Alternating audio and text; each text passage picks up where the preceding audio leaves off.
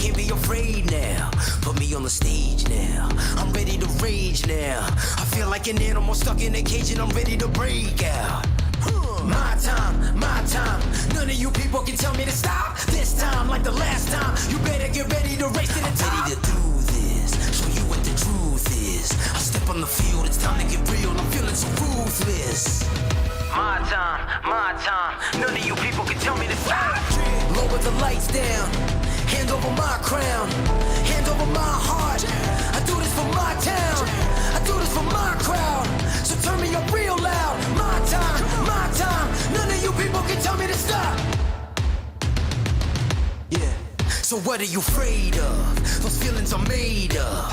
Get in the game, your moment of fame. Show them what you made of. It's time that we stand up. It's time that we man up. For anyone asking who is the best, we putting our hands up.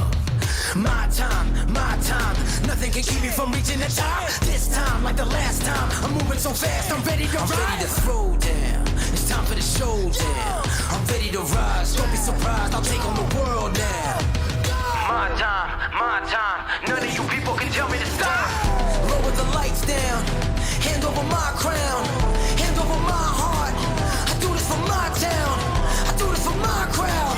So turn me up real loud. My time. None of you people can tell me to stop. My time. None of you people can tell me to stop. My town, my crown. We know what it takes to be reaching the top. We're reaching the top. We're reaching the top. We know what it takes to be reaching the top. My time. None of you people can tell me to stop. My town, my crown. We know what it takes to be reaching the top. We're reaching the top. We're reaching the top. We know what it takes to be reaching the top. Lower the lights down. Hand over my crown. Hand over my heart. I do this for my town. I do this for my crowd. So turn me up real loud. My time. None of you people can tell me to stop. Turning the track up. I'm never going back down. Hand over my heart. I do this for my town. I do this for my crowd. So turn me up real loud. My time. None of you people can tell me to stop.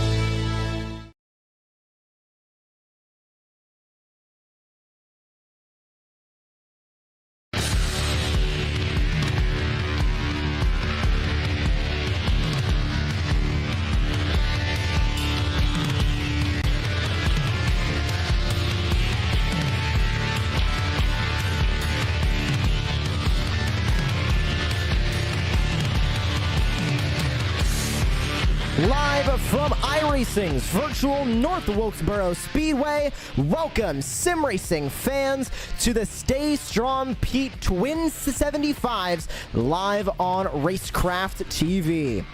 Happy that all of you are here with us on this beautiful Saturday evening, wherever you're tuning in across the world. I'm your host, Joshua Lee. Alongside me in the commentary booth is Randall Alvarez. And Randall, we're here tonight for some great short track action at the historic North Wilkesboro Speedway, but we're also here for a good cause, raising money for our good friend Pete Polini, who is currently struggling with cancer, and anything that people donate right now can help that. And you can see that lower third on where to help there, and we'll have the link also pasted in our chat room. But we're here for some great racing action, Randall, but we're also here to help out a good friend of everybody in iRacing. Most definitely. These charity events are some of the best, like, just to come together and race. I've been a part of a couple, and they are a blast. Can't say anything more than that. A lot of these guys coming out here putting in their time and effort for a good cause. And, for some reason, it brings the best out of everyone usually on the track. Everyone's usually in a better mood. They're not fighting for money or for fame. They're putting it out there to put on a good show. It's almost like an exhibition race, is the best way to put it. And currently pinned in the chat room and at the top of the description, you can see that link on how to donate. Taking a look at today's track facts, and not much to say about the famous North Wilkesboro Speedway. It is a very fast 0.625 mile short track, unfortunately closed back in 2011. But Randall, the glorious thing about iRacing is we get to race this historic speedway as it was back in the 80s and early 90s, and get to race at one of the most historic tracks in the history of NASCAR. That is so correct. So the fact that they went out and did that and recreated this track, it's a testament to what iRacing does. And eventually we'll have tracks that more like North Wilkesboro that don't exist, but that will be on iRacing and archived forever, so that people can come back and really experience the history of racing and what it's like to be out on those tracks. And as we continue to work through qualifying, about 1:40 remaining in the open qualifying session, we'll grab a look at tonight's race analysis, because it is a little bit unique than the charity events and other races that these viewers are used to seeing on Racecraft TV. We have two 75-lap races on the docket for tonight. Race number 1 will be utilizing the NASCAR Tour Modifieds, and then we'll be transitioning over into the super late models in a little bit for race number 2, another 75 lap race. In both of these races, one faster pair available, but take a look at that bottom line on the race analysis. No extra tires in the pit lane. We're not going to see any cars down pit lane, and Randall, they got to take care of their tires if they want to make a run at the win late in each race. Yeah, I was just looking at that. No extra tires.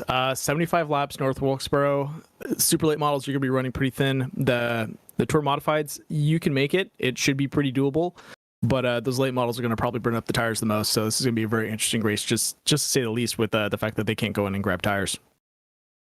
Closing in on the end of qualifying here before we get started in the first race of the night. And once again, glad all of you can join us here on Racecraft TV for tonight, so that we'll keep putting up that donation information, and it is in the description. It is in the chat room. You can click on that link and give directly to Pete Polini's fund to help pay all of his medical bills for cancer. And Pete Polini, just a friend of everybody in iRacing, and McConey Setup Shop, Martin Sports, and all the other sponsors that are here today. Shenandoah Shine as well, getting everybody involved, and Curtis Critchley helping to put on this event. And we have a broadcast here on Racecraft TV, but we also have a broadcast going over on Podium Esports. You can check them out, twitch.tv/Podium Esports. Time to take a look at the starting grid for the first race of the night with these Tour Modifieds, and going on to the pole. It was a tight running up at the top of the leaderboard, but getting that pole, it is going to be River Hayes that is going to be walking away with the pole with a 17.444. Thomas Axum to his outside in the number 13. He'll start outside of the front row. Parker Retzlaff, racer in the ARCA Menard Series East, starts to the inside over 02. Brandon Gagnon to in fourth place Luke Baldwin rounds out the top 5, with Bradley Wilson sitting there in 6th, Daniel Hendry in 7th, Bladen Edwards in 8th, Garrett Maines in 9th, with Rick Spencer Walt rounding out that top 10. Tyler Powers, Kate Carter Casey rounding out the top 12 in the first 6 rows. Curtis Critchley to the inside of the next row with Andrew Navarro. He's a famous iRacing driver and always shows up to these charity events, starting there in 14th. Kenneth Gorell with William George to his outside. Then Joshua Abbey, Frank Flores rounding out that top 18. And rounding out the field, it is going to be Jeffrey Wallace in 19th, Dakota Hendrickson in 20th, S.E. Martin in 21st, Joseph Mitchell in 22nd. And the first driver to not take time was Derek Fulton there in 23rd. Jeff McConey is one of the broadcasters for Podium Esports and also runs the McConey setup shop. He accidentally joined as a driver. He is not racing tonight. Blade Timmons will also be racing. He did not choose to take time. He'll be starting from 25th. But we're now getting ready to go racing here at North Wilkesboro for an exciting night of action. And as the field is gonna get ready to roll off, Randall, it's a who's who of names really in this field. You got Andrew Navarro, you got Garrett Maines, you got Parker Retzlaff starting up here in 3rd. Who are you putting your money on as we go green with the Tour Modifieds? You know, like we talked before, I've seen these Tour Modifieds race a lot on a lot of different tracks. These Tour Modifieds are so they're so equal that, you know, honestly, it comes down to the driver and how well they are. Anyone can really take it. These races are going to stretch out. They're becoming kind of a climbing ladder of, you know, just working your way up the field. You're going to see a lot of side-by-side fighting, especially up in the front. But as the pack stretches out, and these guys start lapping each other, it's going to become a real battle just to find position. And the field getting ready to start 2 by 2. I think, honestly, it's going to be, like you mentioned, a battle for track position. I do think River Hayes is going to be in the best spot as he starts at the front of the field, right there behind the official iRacing pace truck.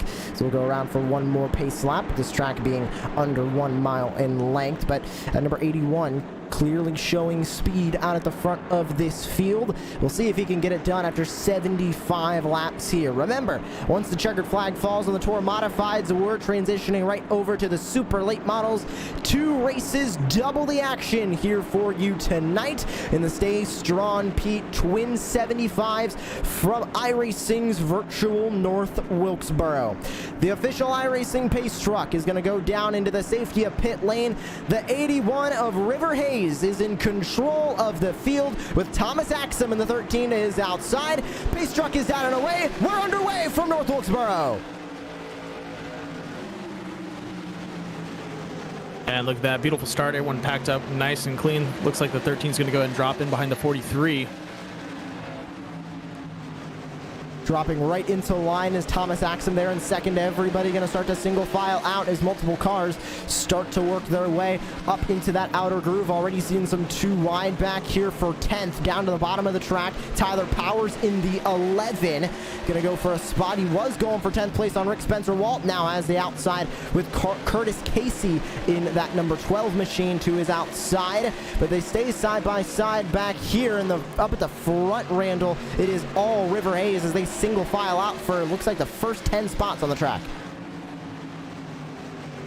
You are definitely correct with that, and I was incorrect. It wasn't the 80, or it wasn't the 13. It was the 83 behind the 43. It looked like a one-way turn sideways. So top 3 remains Hayes, Axum, and Parker Retzlaff as the 74 tries to fight from 3rd. And it looks like we have the 12 moving in on the 48. Look to the inside a little bit, trying to set up maybe a line for a pass. He's looking around, but him swinging back and forth is going to open up a little bit of a hole for the 71 to catch up to him. Taking a look at that battle now for 5th. As you can see, that's 12 moving to the inside of the 48. Bradley Wilson. Wilson going to try and power around the outside. As here comes Luke Baldwin in the 12 down on the bottom of the racetrack, and he's going to take that spot over Bradley Wilson. Slides up and barely able to cover off the spot. Now Wilson going to have to deal with Daniel Hindra behind in the number 71 as they'll go side by side. Now just trying to hold on is Bradley Wilson on that outside line, trying to hold on to 6, but here comes Hindra looking for the spot. Yeah, Hindra doing the right thing, keeping that door closed so he couldn't get back into position. Wilson, you know, he did have a good spot to actually cross over on the 12, but the fact that Hindra came in there and locked him off. Oh, touching the wall there. That's definitely going to throw him farther back in the pack. Down to the bottom now, Garrett Maines in the one. You might recognize that name, of course, competitor in the eNASCAR Coca-Cola iRacing series. Glad to see him always coming out for these charity events, and he'll slide right up in front of Bradley Wilson, and he is going to take over that 7th spot as he continues to work his way up through the field here at North Wilkesboro. And nobody really in the field moving around too much yet, Randall. Garrett Maines is the biggest mover, up 2 spots on the day. Yeah, and back to Bradley, dude. He's getting the stiff arm from everyone. Oh, it looks like a little bit of contact between him and the 75. Luckily, no one got turned there. Wilson's still trying to hold on the outside. Bladen Edwards on that bottom line, trying to get by him.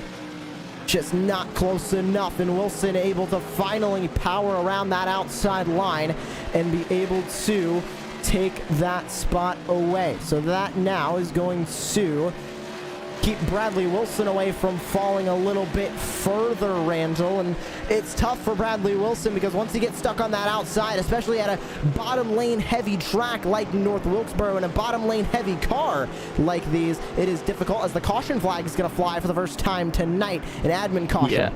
That is going to be a accident between Jeffrey Wallace and the 99, and it looks like the number 67 of Martin.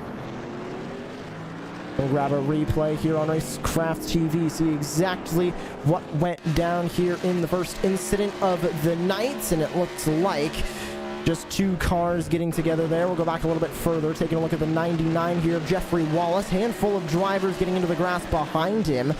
Wondering if this started early. No, the 45 of Joseph Mitchell dived to the bottom, and that made the contact between himself and Wallace. And it looked like Dakota Hendrickson in the 7 also involved in this incident. So yeah, first caution of the night. Luckily, it was only a 3-car incident. These incidents on short tracks can pile up really quickly.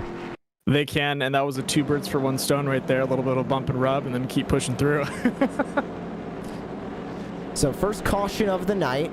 River Hayes now has the lead still in number 81. The entire top 5, all the way down to Luke Baldwin, is unchanged from when we dropped the green flag. So currently, as we sit here under the caution, River Hayes still holding that lead. 1 car going to pull down into the pit lane. Not sure who that is. It looks like Derek Fulton in the 24. Yes, it is. He is 1 lap down, and he can't get tires. They don't have tires in the pits. This is purely for damage repair. They do have 1 fast repair they can use, Reynolds. That's the only excuse any of these drivers have to going down into the pits. Yeah, and using it this early, you know, depending on how much damage you've taken, Josh, it's helpful, but one of those things is with these short tracks, a lot of accidents do happen. There's a lot of rubbing, and the race is fresh. You know, we've just started. I probably would sit on it for a while, maybe go half the race, and then wait for another caution and drop in if that happens. Calling your fast repair this soon could really be detrimental if another accident happens out in the track. Well, it looks like those lights are going to go out. Not yet. They are not out yet on top of the iRacing pace truck. They will be going out next time by. We do have 2 to go before we go back to racing. But a bit of a change up further back in the field. You mentioned Garrett Maines up 2 spots from where he started. How about Carter Casey down there in the 6? He's up a handful of spots from where he started the day. He is also up 2. He started back in P number 12. So we'll see if Carter Casey can continue to move his way up through the field. As, like you mentioned, we mentioned in the open, Randall, these drivers are having a bit of trouble with passing, and I think we're going to continue to see that, especially with these Tour Modifieds. But what can these drivers do to make passes happen? Because it looks like maybe a little bit of a bump and run down there on the bottom is going to be the way to make passes out here. You know, honestly, these Tour Modifieds, like I said, they are kind of hard to pass, but you can drive them like you can a dirt short track in the sense of you can do a lot of crossovers with them. So if someone goes in for a pass on the inside, your best bet is to use the outside momentum and drop in. And it looks like we're going green with the start there. But back to what I was saying is you can actually use the outside to gain a little momentum. And as the guy in front of you that just came down on the inside cuts out, or takes it out of that corner, you can come in on the inside and stay side to side with him and trying to overtake him on the next corner. Ooh, and a caution is out again. pile up further back. About 5 cars involved in this one. Multiple cars involved here. It looked like Daniel Hendry involved. And we're going to grab a Racecraft TV replay. Let's see what happened here. Daniel Hendry involved here. I believe Derek Fulton might have gotten some damage. Maybe William George. We're taking a look at Daniel Hendry now, and he got into the back bumper of the car in front of him. Garrett Maines with damage as well, and they got slammed into the wall. One car on top of each other. That was Bradley Wilson that went on top of, I believe that was the number 12, a Luke Baldwin. Yes, it was. He was the other modified getting involved in this incident. And we'll go back a little bit further. See that contact going into 3 again. Yeah, just a little bit of a checkup there going into the corner. He just didn't judge the gap well and just nosed him. That's a bummer. And then you can see Bradley Wilson, nowhere to go, goes right on top of the number 12 machine of Luke Baldwin. So that will put us under the caution flag, second time tonight. And we're going right back to racing. That was a quick admin caution. We're right back to it with a single file restart. And it is River Hayes getting the jump on the entire field. Now with everybody single file off of a single file restart, is going to be a little bit more difficult to make passes now. They're going to need to go to that outside line or push the car in front of them out of the way. And already one car trying to go to that outside line. Looks like that is going to be Rick Spencer Walt to the outside. Or no, that's going to be Curtis Critchley to the outside. Yeah. He made it work. Yeah, Critchley. Like I said, you can take that outside. Oh, Curtis touching the wall there. Ouch. But yeah, you can use that outside line. You can drive it well, but you have to catch them on that exit because they're going to be the slowest coming out of that corner. Everybody single file. One car trying to get out of the pit lane. They'll be stopped or stuck on that pit exit as the field goes by. Still battle for the lead. It's River Hayes versus Thomas Axum. You can add Parker Retzlaff into this mix as well. Retzlaff exactly where he started in third. I don't think it's any surprise to see him running up at the front, Randall, but an ARCA Menard Series East driver, known short track racer. I would expect him to be in the lead, but I think that just goes to show how quickly River Hayes and Thomas Axum are racing out here and just how tough it is to pass at North Wilkesboro. Yeah, like we said before, man, it's going to just come down to the endurance. And once they stretch out and start to run into lap traffic, that's when we're going to see some of these guys shine, where maybe a little more experience under the belt, you know, driving through traffic is going to really help as they work their way up the field and start to get slowed up by some of the slower drivers in the back of the pack. With the ability to run away in the front, it's really hard to catch up to that person, especially if you have to worry about, you know, battling out with one guy to get to the next. You really have to use lap traffic to your advantage. On board with Retzlaff as he dives back into one. He is right on that back bumper of Thomas Axum. We could see a battle here for second starting to brew if Retzlaff can work his way by. You're on board now with the number 13 of Axum as he roars off of the corner, and you can see Retzlaff just sitting there right behind him, the New England number 13, trying to hold on to this second spot. Retzlaff gets a little bit low there through the corner, taps the grass. That might affect the speed of that number 74 as he tries to catch right back up to the back bumper of Axum, but good speed out of Axum. He is still pulling away, and with the fastest lap of the race currently, it is River Hayes. So some of these iRacing guys up at the front of this field are starting to show it to Parker.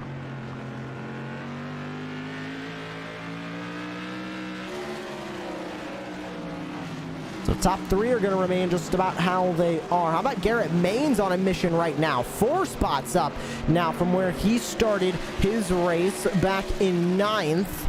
Gonna look for that 4th spot on Brandon Gagnon up in front of him.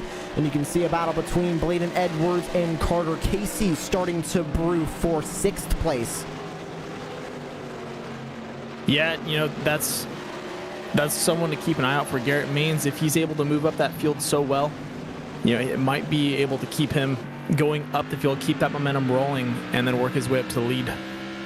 Take a look at this battle for 6th place. Bladen Edwards stuck on the outside now. Carter Casey trying to roll that bottom, but look at how well Edwards is able to roll that top line. He's going to keep 6th place for the moment. He's putting out those shoulders and staying wide. And right back over the front straightaway. It's all going to be Bladen Edwards in front of this field. Look who's joining it, though. Curtis Critchley trying to get into the mix. And there we go. Looks like our first bit of lap traffic as they get past the 67. Critchley now Nipping going to join Martin. this fight. Edwards and Casey still in this fight for 6th. Starting to group up, it looks like, a handful of cars out here on the track. Randall, we've talked about how tough it is to pass, but these guys are starting to group up in this cloud cover that is just now coming over North Wilkesboro. Going to help the grip level just a slight bit as that cloud cover goes over. Yeah, that cloud cover is going to be a little bit of a godsend to some of these guys that are trying to work their way up the track. And just watching that battle out between Kirchley driving up right behind Casey, and Casey looking at Edwards, just trying to figure out how can I either follow him all the way up or can I get in front of him. On board, Curtis Critchley in the 27, currently driving from 8th. Oh, look at the send to the bottom for the 2 car. That's Carter Casey to the bottom. He's going to look for that 6th spot on Bladen Edwards. A call for somebody wrecking on the track, but Critchley's going to get into it. Caution and comes out for somebody out there on the track. It looks like the 23 of Andrew Navarro gets spun around. Ooh. You know, watching that battle out where Critchley was kind of sitting in that 3rd place between Casey and Edwards, I honestly thought Critchley was going to come out ahead of that one. Casey looked a little rough on that entry, and Edwards looked like he had what he was doing, but having to battle out with Casey was going to open up a door for Critchley to get through. Here's the replay of the incident from Andrew Navarro in the 23. Goes right on up and over. We mentioned off camera at the beginning of the event when we were working through practice, Randall, who would get into that wall, and it looks like Andrew Navarro the first one to do it. Hey, at least he got back on all 4s though. I give it about a 9.5 for the save. It wasn't bad. Yeah. Let's take a look on board as he went up into the wall here. These Tour Modifieds are open wheels, so once you get one wheel on him, it just gets sucked into the wall, and Andrew Navarro goes right on over.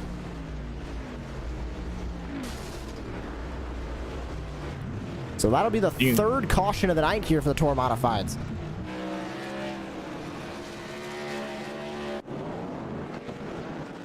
Currently working lap number 39. River Hayes still leads the way. Now working our way over halfway done here with the race. 37 laps to go in the Tour Modifieds. Once again, we are going to have one more event after this one. We're going to race the super late models around the classic North Wilkesboro Speedway. So make sure you stay tuned in after the conclusion of this race. And we got one more on the horizon. Also make sure that you donate to the cause. Donating for Pete Pellini.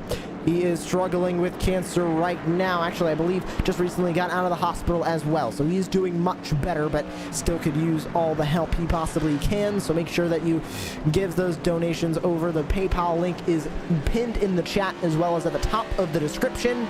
And you can donate to help out our good friend Pete Pellini, and everybody in this field, of course, donated to get into the race. Both of these races, the Tour Mods and the Super Late Models. So good to see the entire iRacing community come together for Pete Pellini. It has been done numerous times before and is being done still here tonight. Feel the pace down the back straightaway here at North Wilkesboro, 2x2. We'll go back to racing with 34 laps to go here from North Wilkesboro. Ready to conclude the Tour Modified Race 1 on the night. And as the pace car pulls down and away, we are back racing here at North Wilkesboro. Look at that start. Beautiful scramble by everyone up in the front, trying to get in line, but the number 42, I want to say that's River Hayes. 42, that's Parker Retzlaff going down to the bottom. Yeah, look for second place on Thomas Axum right now, still staying side by side. Retzlaff trying to get that spot away. So close together, contact made between the two. Axum gonna get pushed up the track. That's going to open up a spot for Gagillon to get up in front, pushing the 13 to the outside. Can he maintain being side by side with them? On board with the 83 of Brandon Gagnon. Gonna power right to the bottom. take back And- fourth spot currently on the track. It looks like there is a bit of an error with the timing. It is timing S.E. Martin at the front of this field, but your race That's leader correct. is currently River Hayes in that number 81. It is just a timing glitch. River Hayes does have the lead of this race with 30 to go. Here comes Parker Retzlaff to go battling here for the lead. And looks like Thomas Axion working his way up next to Brandon Gagnon as well. Oh, Oh, he's gonna contact. get into him. Sends the 83 into the corner. What a save. They're now going to be 3 wide coming up at turn 4. Here comes Garrett Maines into the mix. He's now going to go to the inside of the 83. They're battling for third. Garrett clipping the gas there, getting a little loose, slides up into the 75, pushes him to the wall. Whoa. The 83 into the wall too. Yeah. Everybody making contact out here on the track. One car spinning down to the bottom. It looks like, I believe it might have been Rick Yep. Spencer Walls. The caution flag is going to fly once again. Yeah, it looks like a unsafe entry into the pits from the 75 there, getting off the track. Can't really help it though when you get pushed down there. Well, I think we have a handful of replays to look at here. We're going to look at the 83 first here. Contact with Garrett Maines. He got sent up into the wall. So that was the first incident. No, it wasn't. He actually clipped. So the 75 got clipped by the 1. Garrett Maines clipped him, and then he hit the 83. Go back a little bit further. You can see Axum on the bottom. There he is right there, yeah. Yeah. He just swerved up just a tad bit. The 75 was playing it tight to the 13. It just caught him off guard. Going back a little bit further down into turn number 1 went this field. They were already beating and banging back earlier on this lap. And you can see Maines get loose on the bottom. Makes contact with the 75. That sends the 75 into the wall. And everybody stacked up back here as well. Kenneth Gorell getting involved in this one too. Fun around. Yeah, Maines came out of that corner clipping the grass a little bit and made him unsteady. And that just kind of was a recipe for disaster, continuing his way through. So it looked like about 3 different incidents all accordions together. And that just sent a handful of cars around and into the wall. But that puts us back under the yellow flag. 26 laps to go. It is River Hayes out at the head of this field still, as we'll cross over into 25 laps to go. And we are into the final stages of this race, Randall, and it's been all River Hayes at the front of this field since the beginning. He has not fallen lower than second place, and that was for a timing error. So he has been up front, leading the way the entire night, and he's showing dominance in these Tour Modifieds. Do you think he can hold on to keep this win? Because right now, it really only seems like one other car has his number, and that might be Parker Retzlaff if he can get a jump on this restart. You know, honestly, for this restart, I'm actually going to put my money on the number 1 of Maines. He's been climbing that field. He knows how to drive the track. And now that he's so close to the leaders, he could get in front and be dominant. So if he's that good at moving his way up the field, this might be his opportunity to make another jump and hold it. So we'll have to see what happens, but he's in a great position to attack. He's in, you know, sitting in third, which on the inside, which is perfect. Looking for that green flag. It's Hayes and Retzlaff on the front row. Hayes right on the gas as the pace truck pulls off. And take a look. Retzlaff going to be right on the back bumper as they go into turn number 1. Hayes on the outside. It's going to be Retzlaff trying to get by him. Maine stuck on the bottom. He's going to fall into line in 4th. Retzlaff close, but not close enough. Keeping that lead. It is going to be River Hayes as they come across the start-finish line. 22 to go. Oh, the caution flag's going to come back out. Yeah. You know what? As we get closer and closer to the finish of this race, we are going to see some more cautions, as these guys are pretty much going to take off the no holds bar sticker and go for it. So it's just going to get a little bit rougher out there as these guys are fighting for position and really working their way up there. Wondering who exactly was involved in this incident. Believe it was Dakota Hendrickson. Oh, it looks like an incident up in front of him, but he was involved. Not sure who that other car was. It was Joshua Abbey in the 5. He was the other car involved here in this incident. Let's see exactly what happened here. Oh, it looked like the 23. That was Andrew Navarro on the bottom. Got into another car. Yes, was the 18 Kenneth Gorell. and then that led to another accordion effect that led to this incident. There they go, down to the bottom. The 23 and 16 make contact, 16 into the 5. Bradley Wilson getting a little bit into it as well, and then there goes the 19 into Joshua Abbey. Yeah, you really can't help yourself in those situations. It's tough, especially when you're about to go 3 wide, and you kind of just get pushed up the track. So back under the yellow flag, 20 to go. So like you mentioned, we're going to see some more cautions late here in this race because everybody is getting, you know, the ants in their pants. They want to get as many positions up as they possibly can. But we're also seeing some racing that these guys are going to need to get cleaned up if they want to survive to the end of this race. Like we mentioned, one fast repair for each of these racers, and it's tough to use it because these cautions are so short and nobody else is pitting with you to be able to make that fast repair worthwhile. You're always going to be pitting solo or with only one other car.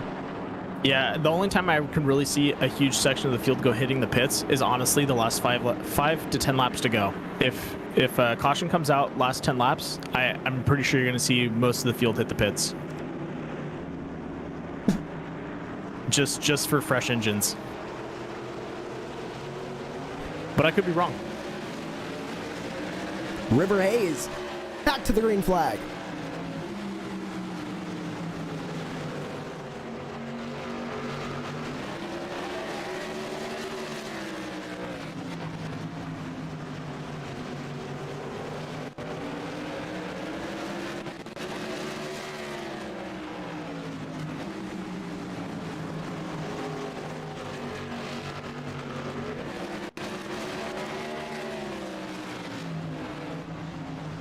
All right, and looks like Hayes still holding the lead up in front. Axiom able to shake off Mains.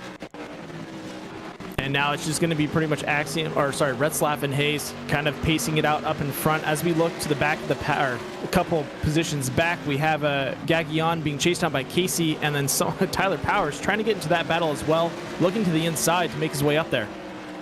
And Hayes now really taking off on this start, and Parker Retzlaff right behind him. Axum starting to fall back slightly, and that puts Garrett Maines still there in 4th. But up at the front of this field, still all River Hayes. Parker Retzlaff going to need to use that bumper if he wants to get by him. And he only has 14 laps to do it, Randall. He needs to get by him quick if he wants to get this win. No, I couldn't agree with Morphew on that one. It's going to be tough to set up. We've seen him chase him the whole race, and he's just been having a hard time closing that gap.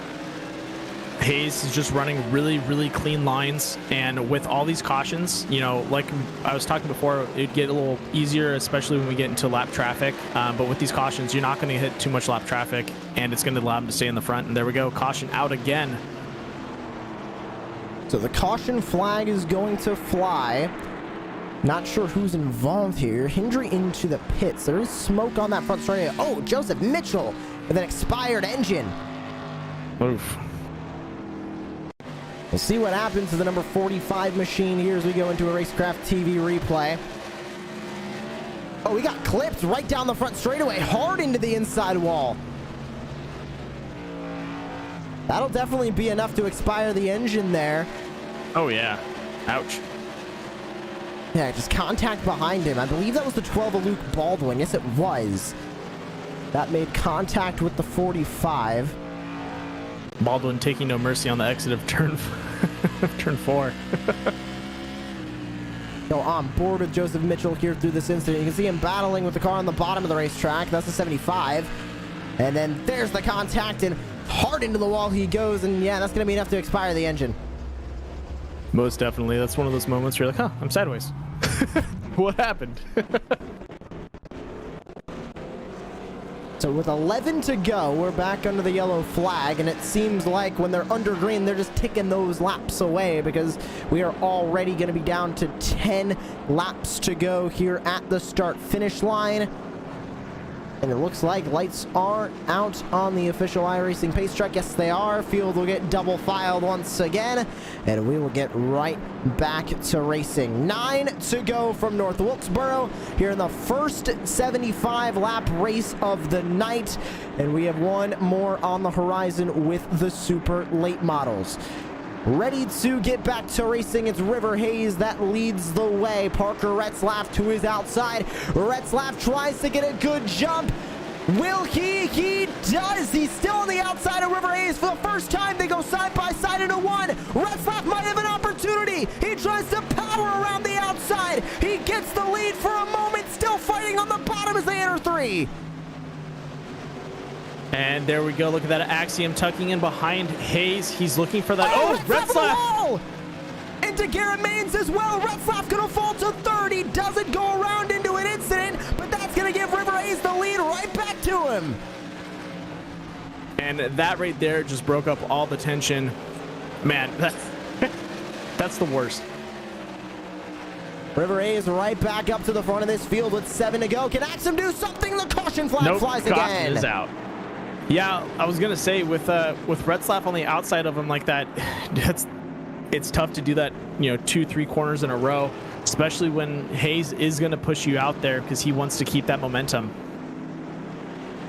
So back under the yellow flag, and this is gonna be with 7 to go. I don't think we're gonna reach overtime just yet, but we're gonna be going green with just a handful of laps remaining. Not sure where the incident was on the track, but we did get a caution flag flown. So we are back under the yellow flag. Biggest mover of the race. Talk about Derek Fulton. Remember, he came into the pit lane a little bit earlier on to grab a fast repair, and he is now back up here in 12th. A grand total of 11 spots from where he started back in 23rd. A good night for Derek Fulton as he's trying to keep up with these guys. So it looks like we might have a quick replay of what happened back here before we go back to green. It was Rick Spencer Walt that got involved in this incident, and I believe he went 3 wide with Bradley Wilson here. We'll take a look. They're coming back onto the front straightaway, and we're focusing on Rick Spencer Walt there in the 8. There's the 3 wide. Wilson on the bottom and runs out of real estate. Contact made, and right down into the infield they go. Yeah, there's not much you can do about that. These Tour Modifieds 3 wide on North Wilkesboro really isn't possible. They just push out way too much. Well, we're going green with 3 to go. It might not be overtime, but it is very close to overtime, as we'll be going green with 3 laps to go. Can River Hayes hold on, or can Thomas Axum get him in the 13? You know who I'm really curious to see is whoever takes 3rd with Retzlaff and Maines there. I want to see Maines up in the booth. I want to talk to him a little bit and see what his mindset was going through the whole race and really working his way up the field. And here we go, green, green, green with 3 laps to go. Oh, sorry, 4 laps to go. Oh, Axum goes for the crossover and contact! They wreck at the front! No! The 2 lead cars get involved in the incident! That is it right there. Wow. The caution flag flies. River Hayes saying over the voice chat he just got dumped. That was not what I think either of those drivers wanted to happen down into turn 1. Yeah, I definitely agree with you on that. Let's get a replay. I want to see that happen. So he comes up to cover Axum. Axum goes for the crossover, and it was one slight tire tap, and right into him he goes.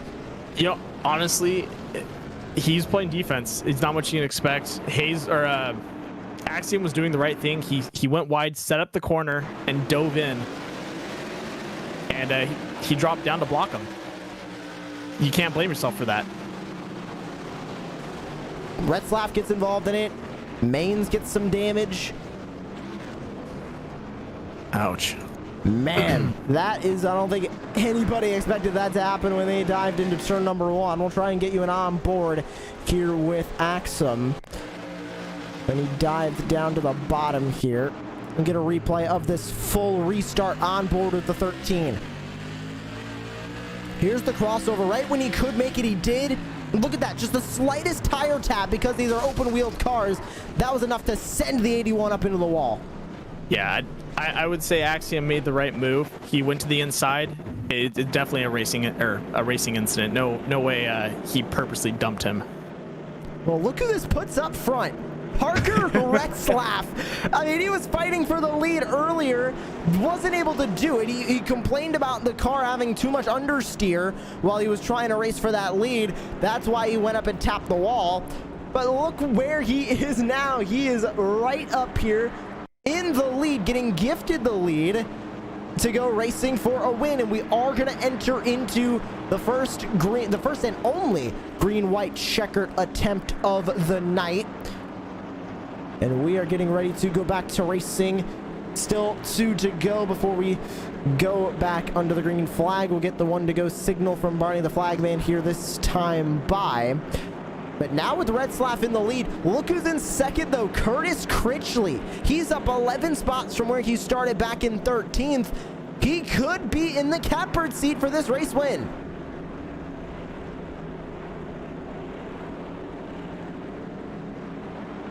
Retzlaff now at the front of this field. Critchley has an opportunity to win it.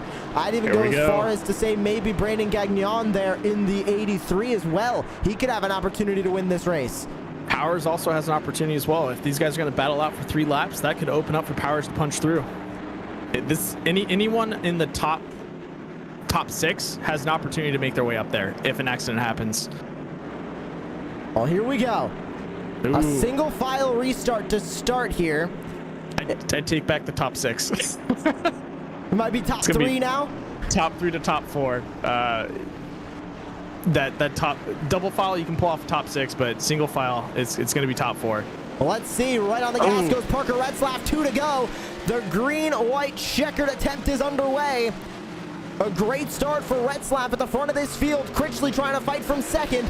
I don't think he's going to be close enough here as they dive back into turn number 3. Retzlaff is going to come onto the front straightaway. He's going to look for the white flag. One more time around North Wilkesboro in the first 75-lap race of the night here in the Tour Modifieds.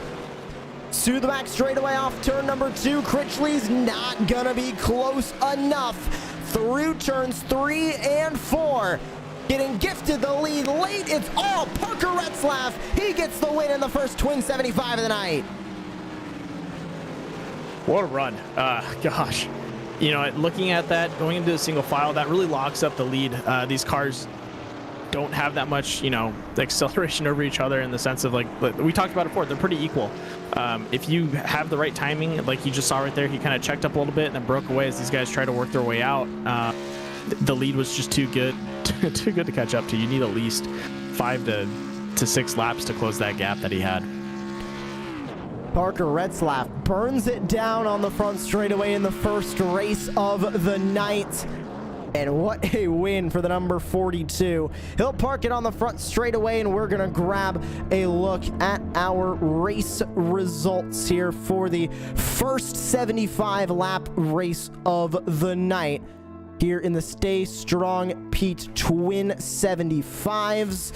The first race of the night utilizing these Tour Modifieds, and it is Parker Retzlaff that grabbed the win in the number 72. What a run for the ARCA Menard Series East driver. Curtis Critchley finishes in second as Brandon Gagnon in third. Tyler Powers in fourth with Luke Baldwin rounding out that top 5. Derek Fulton in sixth. Bradley Wilson in seventh. William George in eighth. Frank Flores in ninth with Kenneth Gorell rounding out your top 10. Looking down the rest of the order, it's S.E. Martin in 11th, Rick Spencer Walt in 12th, Andrew Navarro 13th, Carter Casey 14th, River Hayes rounds out in your top 15, Joshua Abbey in 16th, Garrett Maynes ends up in 17th, Dakota Hendrickson in 18th, Bladen Edwards in 19th, Thomas Axum rounds out your top 20, and then down from there it's Joseph Mitchell, Daniel Hendry, and that's it, rounding out your drivers that, and Jeffrey Wallace rounding out the drivers that took the green flag. It was 23 drivers that we started with here from North Wilkesboro.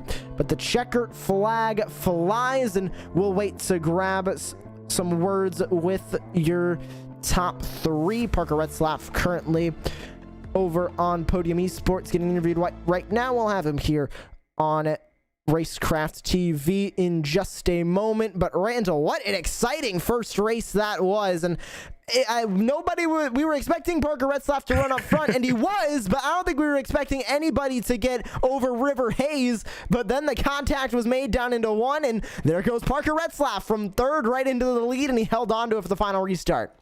Yeah, he's got to have the biggest smile on his face, because that's one of those things where like you see it kind of get out of your reach and you're like, okay, it's over, and then boom, you're instantly back in the running. And to top it off, cherry on the on the top of the icing, you're in first.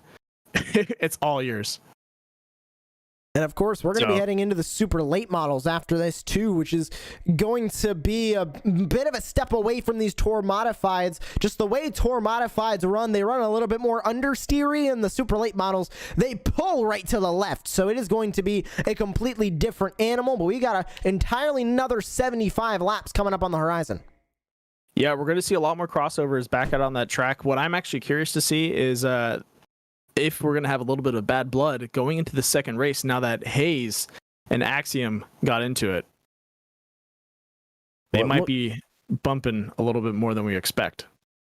Well, it looks like we're going to have an opportunity to speak with your race winner, Parker Retzlaff. He joins us here in the broadcast booth. Parker, what a first race that was. Take us through just the beginning of that race, trying to race it in these Tour Modifieds, because we heard you over the iRacing voice chat saying they had a little bit too much understeer. How are you trying to deal with that throughout the race? Yeah, I mean, I'm not all for having a really tight car, so I was just kept putting more rear brake into it to hope it would turn, and I ended up getting it to turn a little bit late in the race, and I could never just get a long enough run to go run with the River. And then I got a good enough restart on one of the restarts, and I ended up just getting tight and walling myself. And then I had to drop back to third, and then I was just hoping that something would happen between Axiom and River, and it ended up happening. And then you saw that happen in front of you, the contact between River and Thomas Axiom. How did it feel seeing them both go right up the track and just the complete inside line open up for you going through turns 1 and 2? That basically gifted you the lead and gifted you the win ultimately at the end of the day. Yeah, I mean, I watched the contact happen, and I knew as soon as like Axiom turned across and dove hard that if River didn't see it coming, that there was going to be contact. And I tried to get on the brakes to not hit anyone, but I ended up getting into Axiom and kind of finishing them off. So that was kind of my bad, but it was just all lucky. It's nothing you can do about that. You guys are so tight coming into that corner, trying to fight for the lead. If there's a mistake, it's going to sweep up the field. Yeah, I mean, it wrecked a lot. It wrecked a lot of cars with just that one little contact starting. Well, I got the super late models now on the horizon. Are you a little bit more confident in those that you can maybe dominate a little bit more of the race and not be third fiddle to Axiom and Hayes? Yeah, I mean, hopefully the superset isn't as tight as this one, but we never know. So I'll go into the practice and see what we can do in the race. Well, thank you very much for... Sorry about that. Hopefully if there's any bad blood between Hayes and Axiom right now, you can use that to your advantage, and hopefully these guys will overdrive each other, and you can just sneak past and get ahead of them. I mean, hopefully, but I hope it's a clean race and it's a good race to the end. Oh, definitely. Well, thank you very much for joining us here on Racecraft TV, Parker. Anybody else you would like to thank? I just have to thank Ponzi, EcoTrax, Iron Horse Loggers, Grill Ads, you guys and Podium for broadcasting this whole thing, and everyone who put this whole race on. This is a lot of fun, and I hope Pete gets better. Thank you very much for joining us here in the broadcast booth, Parker. Congratulations on your win in the first race of the night. Thank you. Good to hear from Parker Retzlaff. He took the win here in the first race of the night with the Tour Modifieds. We're now going to be standing by with Curtis Critchley. He's standing by with Randall Alvarez, second place finisher here tonight. Curtis, you had a really good run today. It kind of fell on your lap for second place, but you were fighting your way up the track like some of the other drivers out there. How do you feel about the finish that you got right now? I'm pretty excited. I didn't think I was hoping for a top 5. Top 3 is even better. Just because it wasn't my best car for the night, and the Super, I'm hoping that I can actually race top 3 here tonight. So I'm stoked about finishing second here tonight. Yeah, it's one of those the Tour Modifieds, like we were saying before, they are such a level playing field that it's tough to see these guys make some moves. But between you and Mains, you guys are really moving up the field and getting some positions out there. So hopefully you can drive a little more aggressive in these super late models and work your way up the field and stay in that top 3. Yes, sir. Going to try to make it work on the outside lane tonight. Most definitely. Do you have anyone you'd like to thank for that first race? I'd like to thank Martin Sports Apparel, Maconi Setup Shop, also to all the event sponsors here tonight too, as well as you guys for broadcasting this, and also Pete Pelini. Hope you get better soon, bud. Love you. There you go, ladies and gentlemen. Curtis Critchlauer. Curtis Critchley joining us here Critchley, in the yeah. booth there. So sorry. It's good. It's all good. I usually have the timing screen on my side, so I looked for his name and I was like, uh-oh. It's all good. But that is going to conclude the first 75 lap race of the night. And we're going to take a short break here on Racecraft TV. We're going to be heading over to the other race server for the super late models here at Classic North Wilkesboro Speedway. So don't go anywhere. When we return, it is more racing, all benefiting Pete Pelini here in the Stay Strong Twin 75s. Don't go anywhere. We have more racing coming up right after this.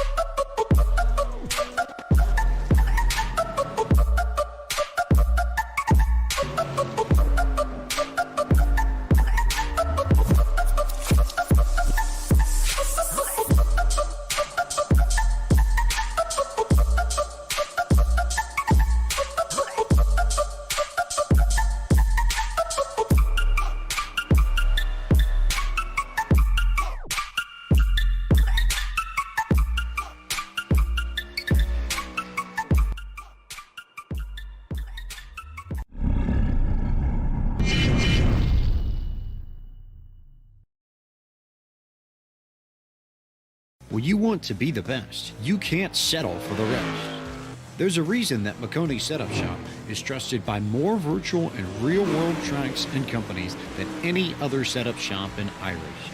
With partners such as Stafford Motor Speedway, the Nashville Fairgrounds Speedway, Five Flags Speedway, Speed 51, and more. When you want something done right, you go to the experts at McConey Setup Shop. With setups available for most series on both asphalt and dirt, built by a team of professional builders consisting of some of the top talents on the service, McConey Setup Shop LLC has what you need to hit the track with confidence. Head over to McConeySetupShop.com and learn why McConey Setup Shop is the official setup shop of Richmond Raceway Esports and is partnered with some of the largest names in virtual and real racing. And remember, at McConey Setup Shop, there are setups, but your victories.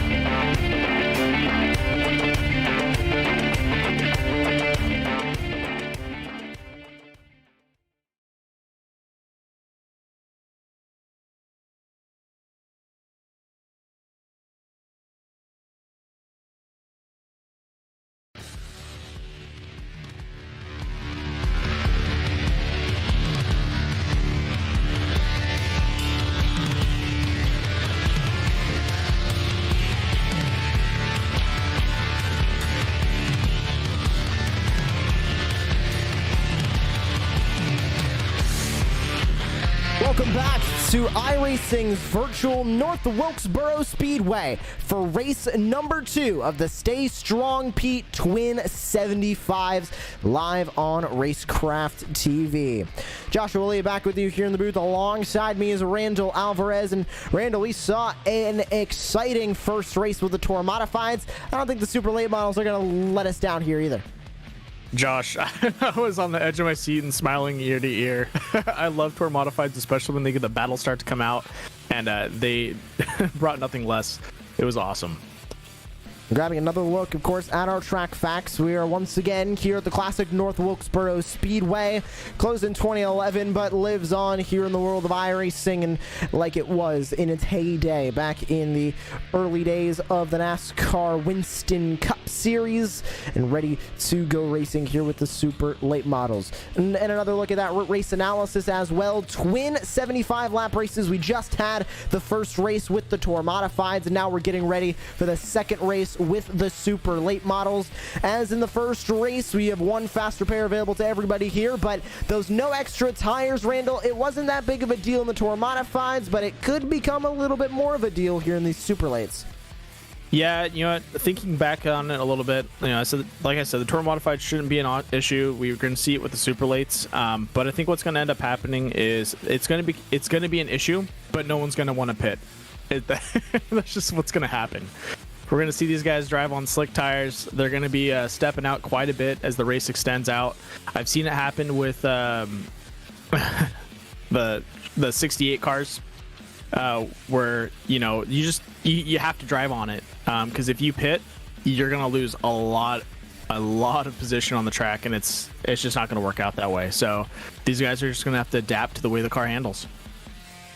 And like you mentioned, they have to run on those tires because they have no tires available for them in the pits. I mean, that was one of the newest things on iRacing. So they need to keep those tires on. They physically cannot switch to another set of tires, so they need to either use them or lose them, as they say. And of course, tonight we are here for a purpose, benefiting our friend Pete Pellini, and you can donate to the cause. Once again, click the link at the top of the chat room. It is pinned, or click the link at the top of the description to give. And we are currently at $1,300 raised through pledges alone. So great to see all of the money raised, and each of the drivers, of course, in this race pledging money and giving money to race here tonight. So great to see everybody coming together for Pete Pellini. And I think, Randall, it's for a great cause. We're all racing here in iRacing,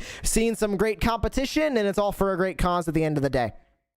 Josh, I couldn't agree more with you. And it looks like we are 10 seconds to go before we hit that race. So let's seat up and get it ready to watch some action. And this is the second race of the night. We saw some exciting action there in the first one, expecting some of the same here in race number 2. The checkered flag falls on qualifying, and it's time to take a look at your starting grid for race number 2 of the night as we get ready for another 75 laps from iRacing's virtual North Wilkesboro Speedway. Starting on the pole, it is going to be Parker Retzlaff. He said he was a little bit more confident in the super late models. He won the first race in the Tour Modifieds. He's looking to go 2 for 2 here tonight. He qualifies on the pole with an 18.234. It's River Hayes on his outside. He was another strong competitor in the Tour Mods. Will he give Parker Retzlaff a run for his money here? Daniel Hendry, Garrett Maines share row 2. Andrew Navarro, Curtis Critchley share row number 3. It's Bradley Wilson and Tyler Powers on row 4. Bladen Edwards, Luke Baldwin round out that top 10 in the first 5 rows. Derek Fulton, Kenneth Gorell rounding out that top 12. It's Dakota Hendrickson and Brandon Gagnon there in 14th. Jeffrey Wallace rounds out the top 15 with William George, Frank Flores, Joseph Mitchell, and S.E. Martin with Ronald Cole rounding out the top 20. Jeff McConey once again, head of McConey Setup Shop. He joins for a second time accidentally as a driver. I'm starting to believe, Jeff, if you're listening out there, I know he's in the booth for podium, but if he watches this afterwards, I'm starting to think that's not exactly a mistake. But moving on from that, Rick Spencer Waltz is starting in 22nd, Carter Casey in 23rd, Joshua Abbey in 24th, and that will round out the field here in the second race of the night for the Stay Strong Pete Twin 75's, getting ready for get another 75 laps here in these super late models. And we're starting with a bit of cloud cover here, Randall. That's going to affect the grip right out of the gate with these super late models. Yeah, this is going to be awesome. Sorry. It's super late models on North Wilkesboro. I love short track driving. I can't put it more than that. It's just so much fun to see these guys battle it out, and anything can happen, as we saw with the Tour Modifieds. So, I wouldn't make any predictions or any calls other than the fact that Racecraft, Hayes, Hendrick, Maines, Navarro, anyone in the top 10 is going to have a really good shot at fighting their way up the field. And, as long as they can stay clean, they're going to see themselves working their way up the field and avoiding those accidents. And as they get ready to go, Randall, do you think it's going to be all Parker Racecraft in this race, or do you think maybe River Hayes might be able to make a run for it? I'm putting my chips back on Maines, man. He did a great job working his way up the field, and now he's sitting in fourth on this first start. I think he, it comes back to one of these things where, back in tournaments and stuff like that, some of the people that had to fight their way up and continue battling out with other drivers had the most experience and did better in the end, where people that were always winning and up in front really had a little bit not as much experience built up, and when it came down to the last battle, the people that had all that time dominated. So we might see this with Maines as well. Racecraft is on the gas. We are green flag racing for race number 2 in the twin 75s. And already it's Racecraft getting out to a great start. But look at this side-by-side battle. Daniel Hendry to the bottom of Garrett Maines. But the eNASCAR Coca-Cola iRacing Series driver gonna power around the outside. It's Critchley and Hendry now side-by-side for 4th. Hendry gets the best of Critchley. Top 5, now top 6, all single file as Critchley goes back to the bottom. Yeah, it looks like Hayes had a misshift on that start. Did you see that? It looked like he completely did not go at the start, but the caution flag gonna fly immediately. Already trouble close to the back. Not sure where the incident fell, but the caution flag will fly for the first time here tonight. That is correct. It looks like probably a little bit of wall contact. I don't see anyone out there. But yeah, we can always blame it on McConey, since he's not on the track. I like that. I like the blaming on McConey. For anybody who doesn't know, we don't hate Jeff McConey. He's one of my coworkers at Podium Esports. I love him, but we poke our fun whenever we can. But doesn't look like any major incidents on the course, and it of course is admin cautions here tonight. So could have been wall contact, I think.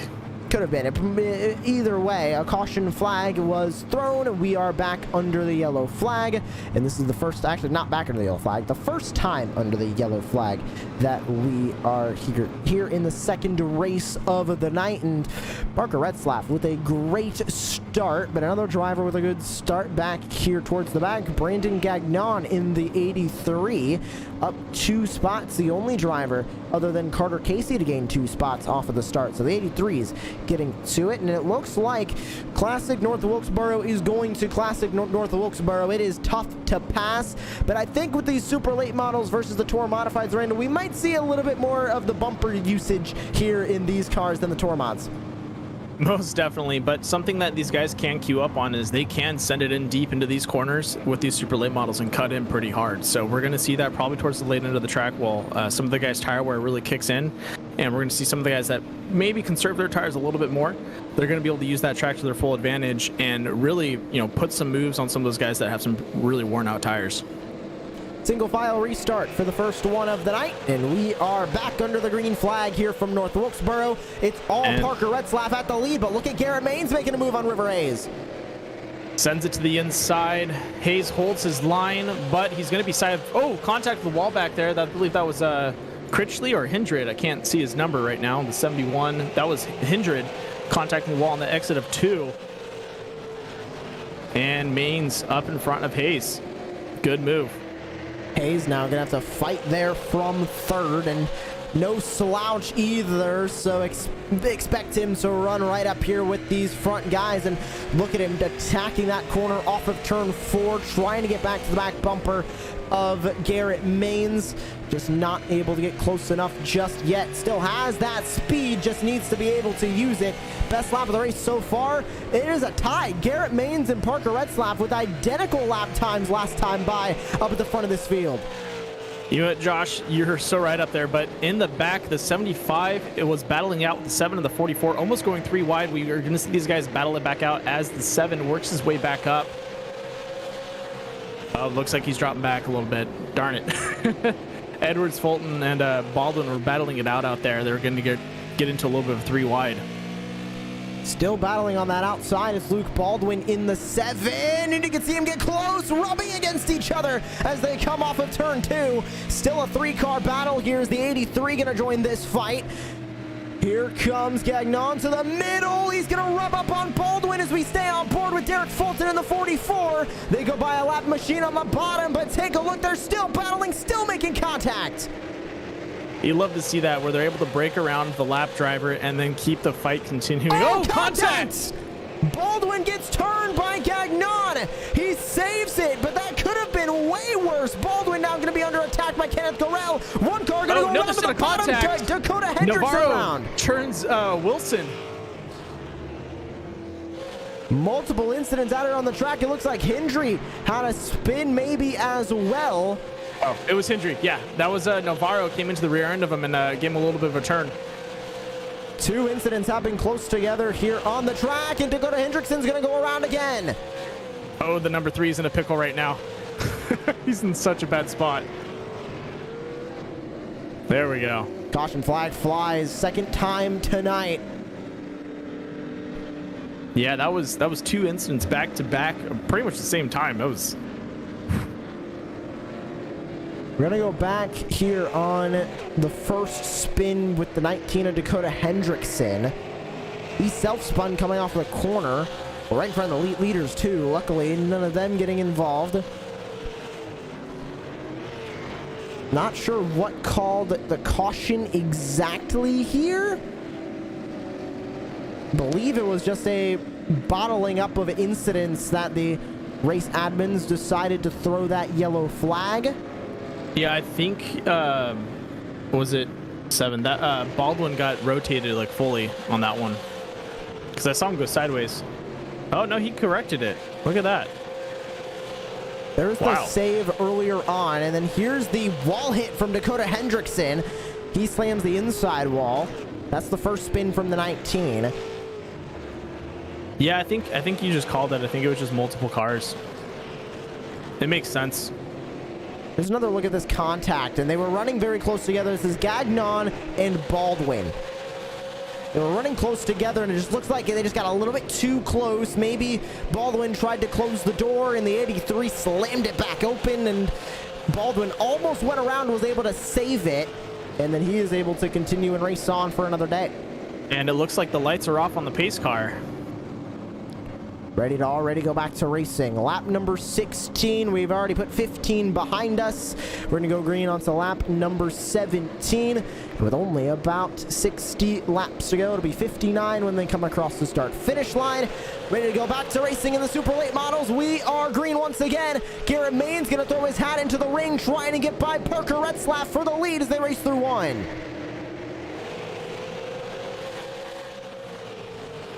Off the corner they go, and it's still Parker Retzlaff at the front of this field.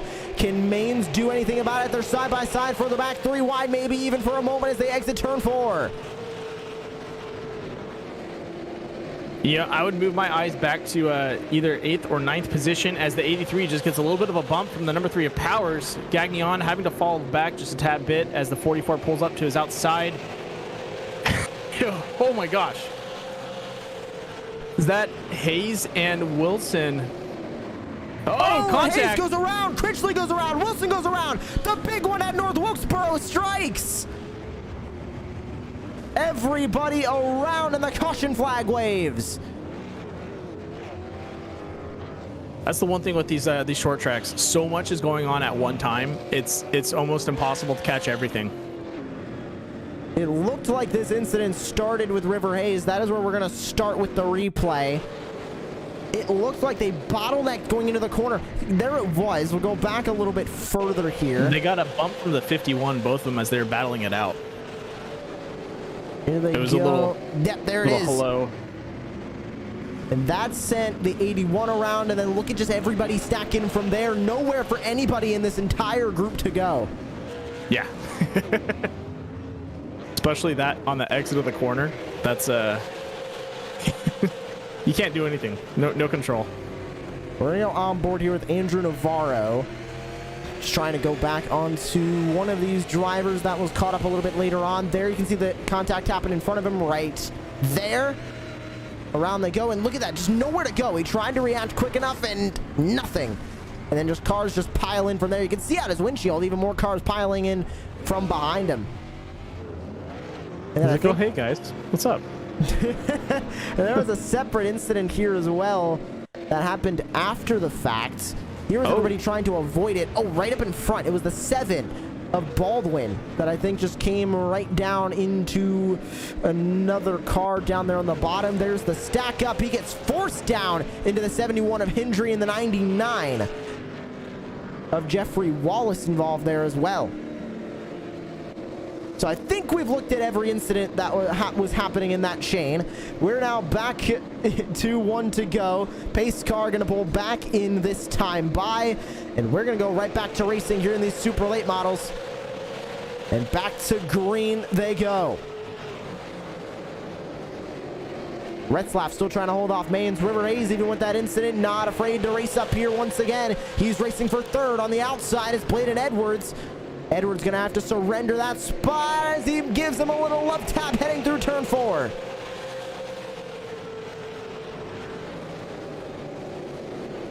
On board with Retzlaff at the front of the field.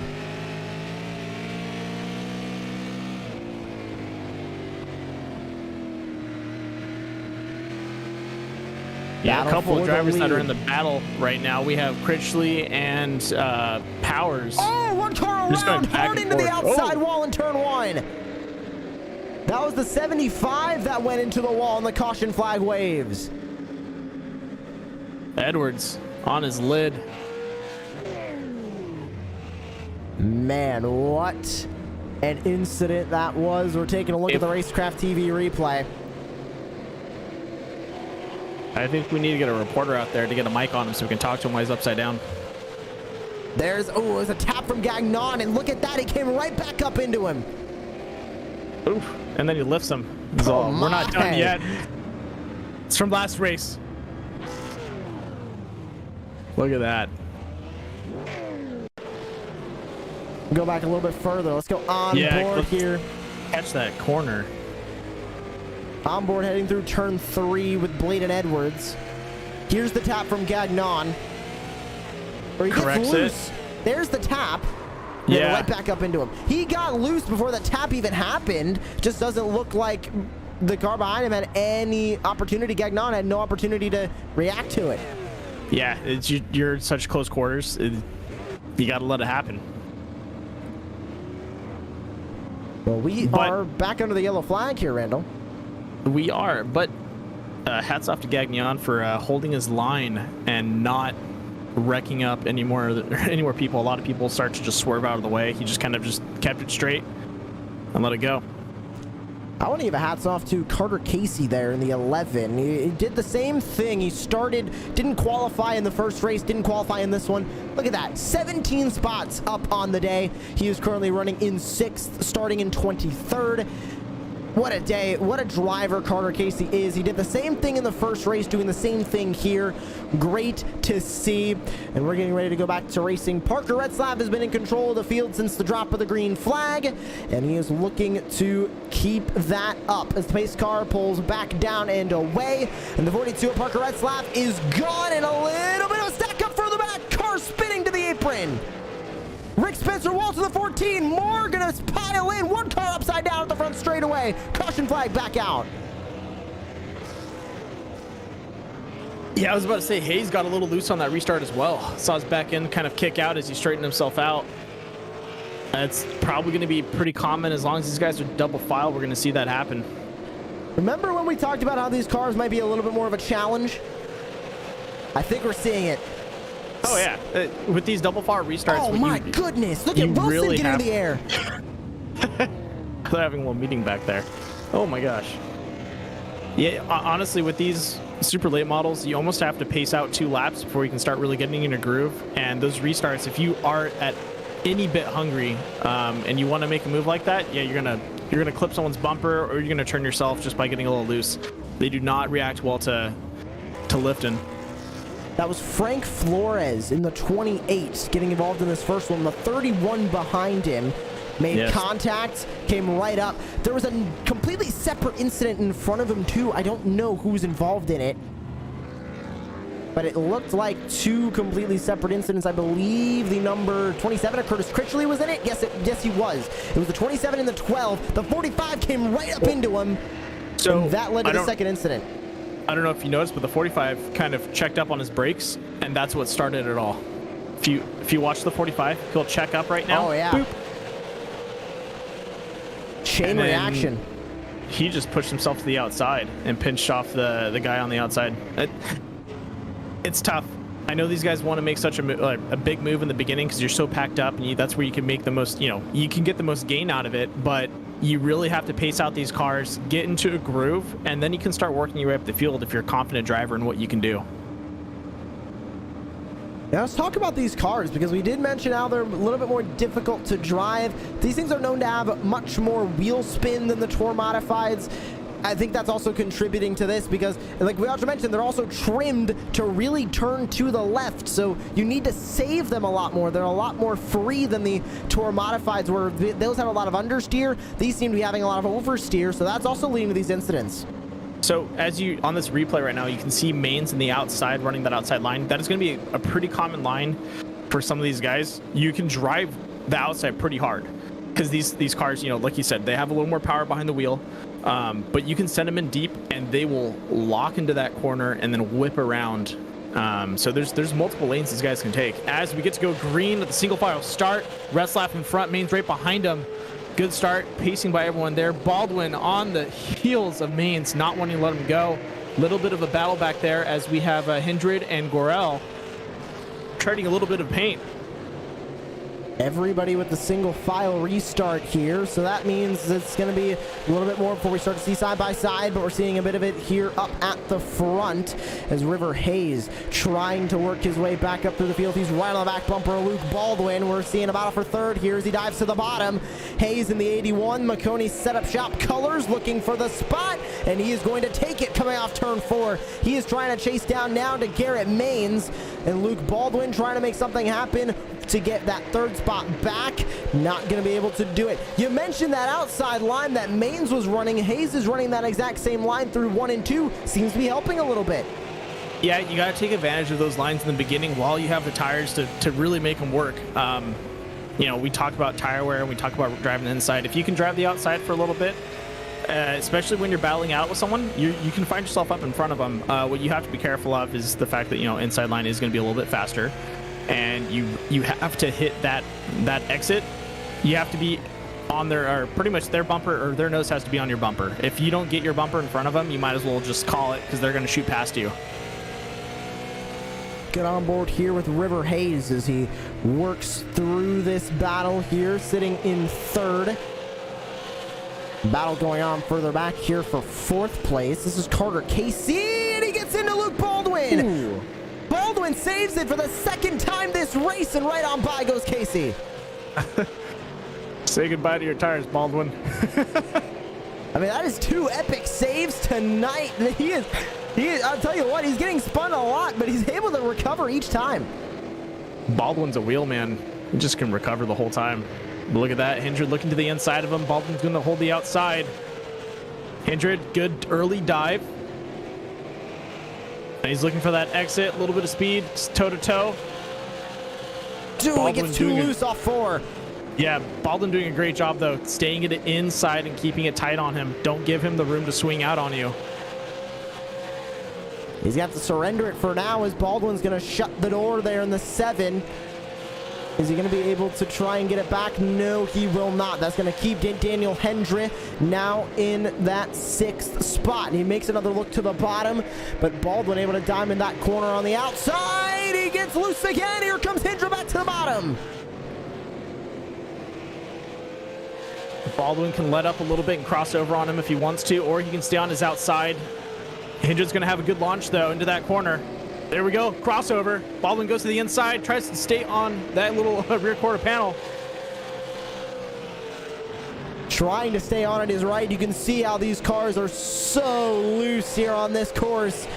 Everybody trying to save it. Both of them synchronized, spinning off of the corner. They both save it, but look at this side-by-side battle. Both of them fighting the race car, trying to keep it under them. They're able to do it. Look who now joins the fray. It's Derek Fulton in the 44, making a 3-car battle for 5th. Yeah, as we can see, Hendry and Baldwin both coming out of those corners, losing a little bit of traction. The back end kicks out on them, and that's opening up that door for Fulton to kind of, start closing the gap just enough to get into that fight. Back into 3 and 4. On board with Derek Fulton in the 44. As they all continue to fight for 5th. Back into the corner they go. Backing up to him is Carter Casey here. They might be able to reach him, have a battle for 4th here. But up front, it is still all Parker Retzlaff. And look at this lead, about 1.2 seconds the lead right now for the 42 of Parker Retzlaff over the rest of this field. Looking back, it looks like we have a battle still going on back here for 5th as Hendry starting to catch up to Carter Casey, battling for 4th. Yeah, I'm up in front right now watching Maines and Hayes battle it out. Hayes just trying to stay on the coattails of Maines right now. And he's matching his line, but you can see Hayes diving in a little early, trying to close that gap. But what's happening is he's having to lift a little bit more as Maines, sending in a little bit of a deeper line, is catching up to him. And we're seeing that kind of equalize at the apex of the corner. And then Hayes has to drop off. He loses all that momentum that he winds up. He's too far behind to start sending it in like that. On board of the 81 as he exits turn number 4, back to the front straightaway. And back through turns 1 and 2. Yeah, you mentioned Hayes just not able to get close enough to make a move happen, and it looks like bottom lane dominance starting to show itself here in the later portion of this race. 25 to go here in tonight's second 75 lap race, utilizing these super late models here tonight. I would say check in with 4th and 5th right now as Hendry and Casey door to door, whipping around 3 into 4. Hendry on the bottom, Casey on the top side. Hendry gonna grab that spot back. Give 4th place back to the 71, but the 11 machine of Carter Casey not done. He's right on that back bumper, going back to the inside. Yep, Casey keeping that gap tight. He's playing it right now. So look, see how he stays out. He runs the outside line a little bit, closes that gap, gets within a couple feet, and then he's going to get ready to send it on the inside again with a little bit of an early send, just to get there. So right now he's got to close that gap up and just have that perfect timing. I gotta say, I do like the Ford Mustang front end on that super late model. Obviously, if the super late models don't have any specific manufacturer, they can put any manufacturer they want on it. I've seen Teslas before, and I really like that Ford Mustang.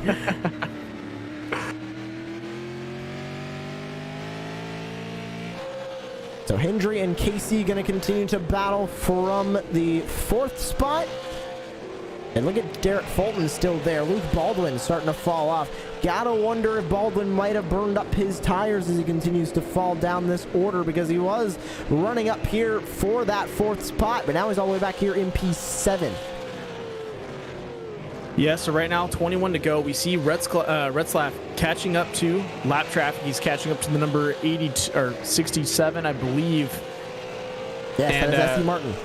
Yeah, so what's going to start happening is if anyone gives him a little bit of a hold up, as we can see, he's right on the inside, Martin on the outside. That's going to give an opportunity for Garrett Hayes, who we've seen work up that field, to catch up to Retzlaff. And I think this is his opportunity. Hayes, I haven't really seen him work up the field like Maines has, so I think Maines is going to be able to use his ability to drive to really catch up to Retzlaff. I want to throw this graphic back up on the screen one more time because take a look at this. Parker Retzlaff currently is first. His highest position on the track was first, and his lowest position on the track was first. A great night so far for Parker Retzlaff. Like we mentioned earlier, if you were not tuning in for the first 75 lap race of the night, he won that one in the Tour Modifieds and is looking to go 2-4-2 here tonight and get the win in the Super Late Models here in the second race of the night. But once again, all benefiting Pete Polini. You can donate by clicking the link in the chat or typing in this link. It's also at the top of our description as well here on YouTube, and you can donate right now to help Pete Polini, struggling with cancer right now. Could use any amount he can get. We've already raised a ton of money, about $1,300 raised through pledges alone, and then obviously everybody in this field paying to be here, and we hope that you can give some at home. But Parker Retzlaff continuing to lead the way. 15 to go here in the Super Late Models, and battles starting to calm down throughout the field, but Derek Fulton starting to catch up to Carter Casey, the Martin Sports number 44, looking to get into the mix. Now, something to pay attention to is our lap times. We're looking at a lap time right now with Garrett Maines and Racecraft, 19.2, 19.3. Their qualifying times are 18.3. We're dropped a full second. So these tires are severely worn, and these guys are having to be very gentle on these corners. And so, 19 getting a little loose. That might not be good for Retzlaff because he's right in front of him. Catching up to more of these lap machines. They're side by side too. They're going to need to go somewhere. Where will they go? He's going to take his preferred line. Looks like he's good. Hendrickson going to fall back on the outside. Not sure who that other 19 car is there. I believe it is. I'm not sure who it is, but it is one sim stamped 19 and one correct number 19. That is correct. And a beautiful pass by Retzlaff there. Those guys did not really give him an opening to work with. Now, that definitely slowed him up quite a bit. And it looks like Maines is catching up to him. But can he do it in time with 11 to go, coming up on 10? I don't know. The lead is here. Pretty far. Sorry, taking a look back here at the battle for 15th. As it is a relatively interesting battle. Frank Flores and Joseph Mitchell. Mitchell going to the outside here. Both damaged cars from earlier incidents, and they go fighting into the corner. Look at the 28 getting loose on entry. He's able to keep it on the bottom. That's Frank Flores in the 28, but looking around the outside, Joseph Mitchell in the number 45, trying to power around with the Martin Sports colors on him. But on the inside, it's still going to be the 28, but they're still side by side as they race back to 3. 45 surrenders the spot. I love seeing guys in mid-pack still battling it out, not giving up. Still side by side as they race through turns 1 and 2 with 8 to go. Like you mentioned, not giving up is Flores as he's now on that outside line. Can the 45 hold it on the bottom? Look at the run. He gets through the corner. They door slam coming off of 4. They door slam again. They're spinning on the front straight. Ooh, the 45 turned around and the caution flag flies. This is going to change everything. Yeah, this being not an admin caution, that's going to mean double restart. It's going to be a double file restart, which is going to give Maines an opportunity to take on Retzlaff. They door slammed on the front straightaway. We'll get a look at it here. Take a look at this. The 45 comes right up. Slam, and the 28. Once they were hooked onto each other, Randall, nothing they could do from there. Oh, yeah. You might as well hold hands and just say, we're in this together. Go on board with the 45 of Joseph Mitchell here. There's one. And the 28 had to react and come down, and that's all she wrote right there. Yep. Not much you can do about it. Beautiful driving, though. That was a great battle between both those drivers. Sucks they ended up in a caution between them, but hopefully they get back out there and start going door to door again. So back under the yellow flag for the first time since early in this race, I should say. Before halfway was when our last caution was, and now we're back under the yellow flag. I believe we're going to end up in overtime. No, we will not. The lights are out on the pace car. We're going to be going green with 3 to go. Now, if there is a caution from here, we will have our 1 attempt at overtime, but if not, this is going to be the final restart here with 3 to go. And we're back to double file as well, Randall. This is a perfect opportunity for Garrett Maines if he can master this start to get around Parker Retzlaff. And the best part is they have all really worn tires, which means Retzlaff can't gun it. He has to be nice and easy off that start. Same thing with Maines. This is his opportunity to get in front of him. Here we go. Pace car down and away. You can see everybody spinning their tires, everybody diving for positions. The green flag is back out with 3 to go. The 7 goes sideways. They're wrecking in the back, multiple cars around, and the caution flag is going to fly again. We're going to head into overtime. There we go. Looked like another one of those chain reaction wrecks, Randall, where one thing happens and 15 others happen from there. Let's see exactly where this started. It's just him. Oh. He got loose. It looks like he already had lost that car trying to make a move on another competitor and couldn't save it. Looks like the 7 right now complaining to the 71, you know, hey man, the guy's in front of you. You can't get around him, and you're on a restart. So it's kind of like one of those things where just drive out your line. The 71 did swing low and then come back into his line, but the 7 had no position to really push. What happened in front of this group is what I'm wondering. Oh my, that is Carter Casey. What was that? That is Carter Casey that made sideways. contact with somebody else. We're going to go back a little bit further. It was separate from this incident. You can see Baldwin getting loose on the bottom there. They dive into 1. Oh, they made contact on the bottom there. It looked like... I'm not sure who that was on the bottom. I think the 99 might have been involved. If Bradley Wilson went into the grass. It just looked like a handful of cars started beating into each other. The 44, the 83, that's Gagnon. The Ford in the 83, the 44, Derek Fulton made contact, and that led into everybody else here making contact. Well, that puts us into overtime. 2 races tonight and 2 races into overtime. How about that one, Randall? You know, it's North Wilkesboro. You kind of got to expect it. But these guys have been putting on such a great show. Minimal cautions out here, and we've been able to see some pretty long races, or long extended races. So this will be our green-white checkered attempt. So we'll take the green flag with 2 laps to go. Then if we get a yellow flag on that green flag lap, then that means we will be ending the race under caution. But once the leader takes that white flag, the race will be official, and we'll race back to the checkered. Once again, glad all of you could join us here on Racecraft TV tonight for the Stay Strong Pete Twin 75's. We've had an amazing night covering it for all of you. And remember, time is still available to donate. PayPal.com/PayPalMe/Jeffrey Wallace 1157.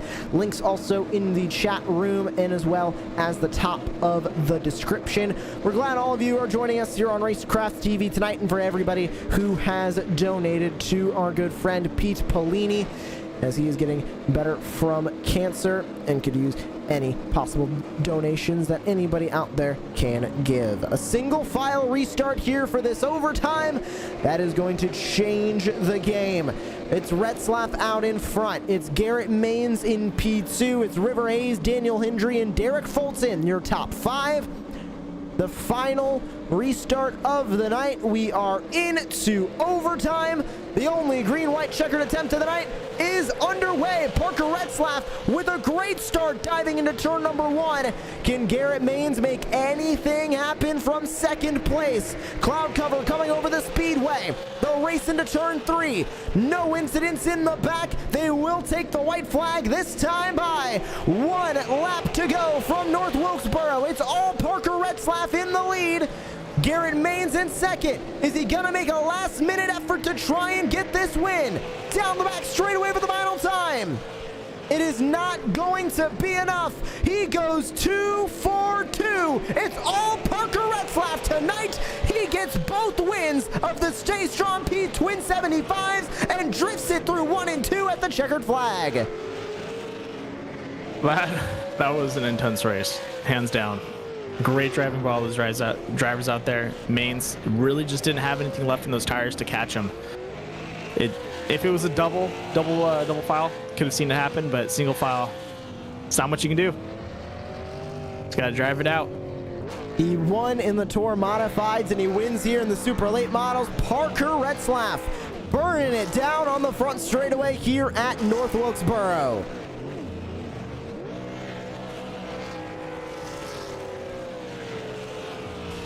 Oh, in contact with the 83 as he slams into him during his burnouts. We'll grab a look at your full race results here from North Wilkesboro. And what a night of racing it was. Parker Retzlaff wins both the Tour Modified race and the Super Late Model race here in the Stay Strong Pete Twin 75s.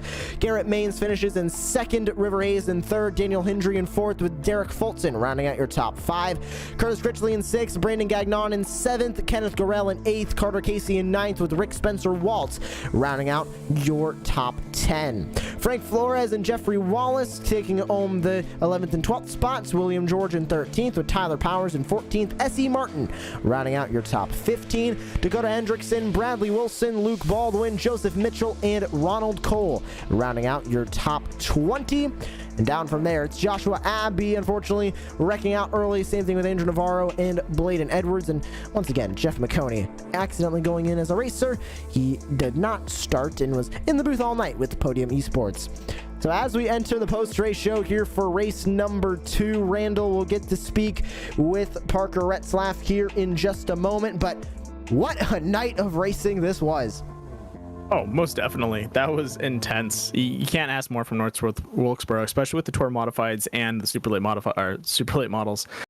They're just a blast, and they're a blast to watch, especially with these talented drivers out here on the track, fighting it out. You know, honestly, we had 7 cautions roughly per track, which is light for short track. So I'm super excited to see this race happen, and just the way it broke out was great. It was a lot of good driving, a lot of door to door, and these guys put it all on the line. And once again, for those of you who do not know the name Parker Retzlaff, all I'm going to say is learn it, because he is in the ARCA Menard series. He's a staple of short tracks here in the Southeast. He is going to be, I fully believe, in the NASCAR Cup Series one day, and to see him here still in iRacing, he tried to make a run at eNASCAR Coca-Cola iRacing Series in Road to Pro.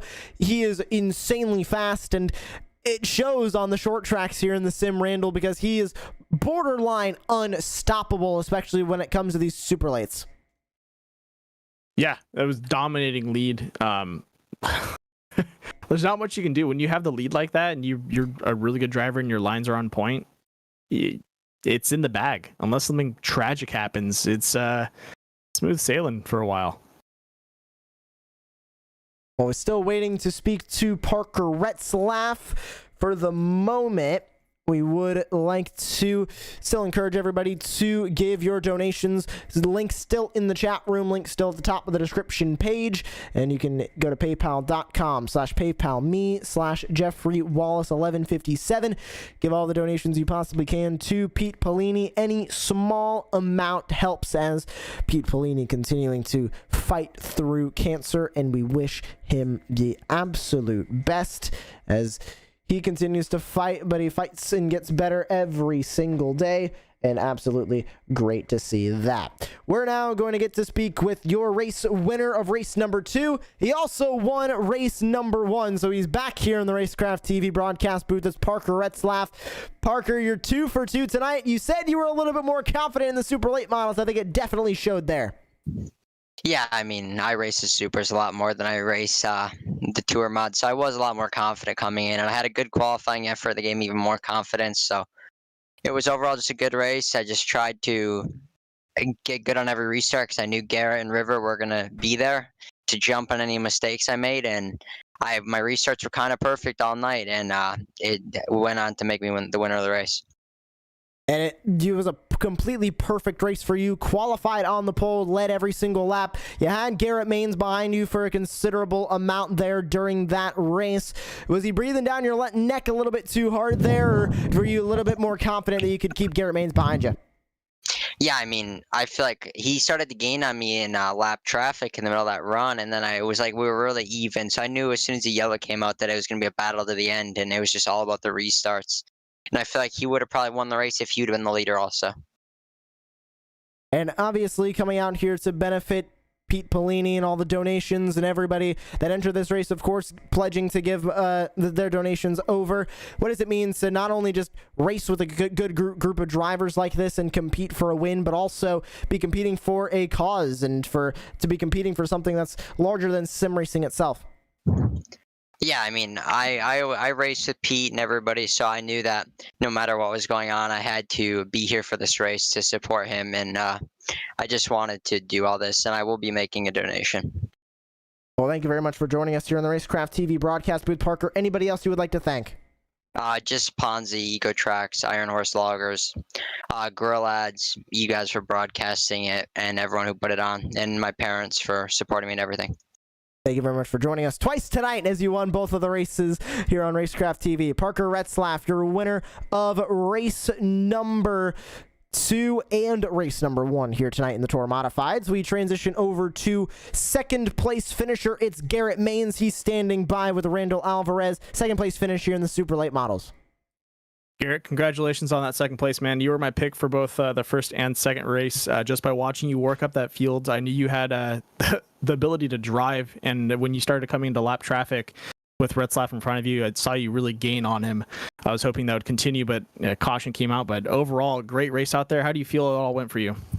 Yeah, in this race, I definitely had the strategy of saving because I knew passing him would be difficult. So I was hoping, we'd get some late race cautions and be able to get that jump, hang the outside. I thought I had a really good shot when that caution did come out at the end. I was looking inside coming off of turn 2. It probably would have had preferred line into 3, but that that caution really screwed us the next time when we went single file. So that I knew that was the writing on the wall. I wasn't going to wreck him for it, and there was really no way to make it happen. Just not what we needed. But the last race in the modifieds, I haven't ran one of those in. It's probably been 2 or 3 years since I ran a mod, so didn't really know where the right side of my car was. I jumped in a minute and a half before the qualifying because I had just got home from dinner, and they're like, hey, come race this race for Pete. So I hopped in and just kind of threw it together, see what I could do. And, like you said, I came through the field, but just in time for the pileup. So wasn't where I needed to be at the right time, but, super lates, same deal. Haven't been in them forever. I was really happy to be able to pick it up and, be there, but just one spot away. Yeah, man, you made it look natural out there, and I think coming in through lap traffic, that was really your advantage. You did a great job driving up the field. You could maneuver yourself around, and you drove that outside line really well, and saved those tires. And I was talking with Josh about it. You can drive that outside, sending in a little deep, and then you can really just kind of trade back and forth with some of those guys if you're in a good battle. But overall, dude, congratulations on second place. That was a great fight. Do you have anyone you would like to thank?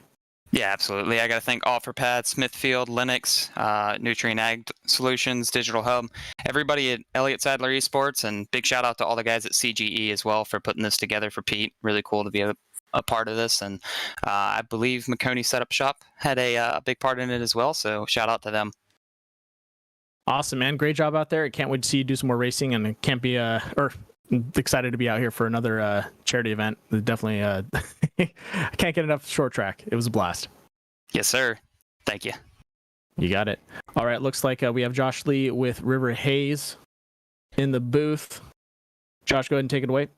Yes, River Hayes now joining us here. Third place finish. And River, we didn't get to talk to you after the Tour Modified race. I want to talk about that really quickly right now because you dominated that race except for some contact there late with Tyler Axum that sent you into the wall. Talk about that race first. How was it to be leading and dominating that one in the Tour Mods when it seemed like a lot of drivers struggled there? Yeah, I mean, I love that car. Parker Retzlaff, Garrett, and even Axum are really good. I didn't expect to go and put it on pole. The plan was to wait until late in qualifying. Hopefully the track temp cooled off a little bit. That way I could set the pole. But honestly, it worked out, and I led a bunch of laps and put the Makoni Setup Shop in the limelight, so to speak. But unfortunate events at the end of the race. Yeah, we got turned, but still a really good night. And yeah. Well, it got better in the super late models with this third place finish. Were you more confident in the tour mods or the super late models heading into tonight? Because we did have 2 races, 2 opportunities to run up front, and you did it in both. Yeah, I like the Tour Modified a little bit more. I have little to no experience in the Super. I'm a late model stock driver on iRacing myself, but I made a driver error when I started the second race. I forgot to take it out of auto clutch, and I couldn't get the car going on the restarts, and I wound up piling them up behind me once and getting kicked sideways. And then ultimately, my rear tires were gone, and I couldn't race for the win anymore. But it was still fun. It was all for a good cause. I want to shout out Pete. He's battling cancer, and it's just so sad, and I'm wishing him the best, and I'm hoping he's getting better soon. Well, thank you very much for joining us here on the Racecraft TV broadcast. River, congratulations on that third place. Thank you, guys. Good to hear from the third place finisher here in race number 2, River Hayes. And that'll conclude our interviews tonight. And Randall, it was a great night of racing from the Tour Modified to the super late models. And once again, we get to compete out here, but we're competing for a cause, and that is Pete Pelini. Tonight raised in lap pledges, which is the amount of dollars per lap that is pledged, and all the entry fees for this event. We have raised over $2,375. That is not including anybody at home that chose to donate. So raising a lot of money for Pete Pelini, which is amazing, and we got to see some great action out here on the track. Yeah, that is so great to hear that we raised so much money in just these racers alone and pledged dollars per lap. That's awesome, and I'm glad to be a part of it, man. I'm glad Racecraft was allowed to be a part of it, and also broadcast alongside Podium. It's really cool to see, broadcasting channels come together and help support each other and bring each other up, because with any sport, competition is helpful, but when we all come together and help each other out, we definitely all grow together, and that's what we like to see. And just now finding out, over $2,500 raised as well. So there we go. Man, it is great to see all the money going to Pete Pelini. And remember, you can still donate. There's a direct PayPal link, so you can keep donating even after the broadcast is concluded. So make sure you do that. The link will stay in the description, and it'll also stay pinned in the comment section if you want to keep donating to Pete Pelini. Any small amount is appreciated. But that is going to do it for our coverage of the Stay Strong Pete Twin 75's here from the virtual North Wilkesboro Speedway. For my colleague in the booth, Randall Alvarez, my name is Joshua Lee. Thank you for joining us live on Racecraft TV all night, and we hope to see you at another event. But for now, we are saying good night from the virtual North Wilkesboro, and thank you for supporting Pete Pelini.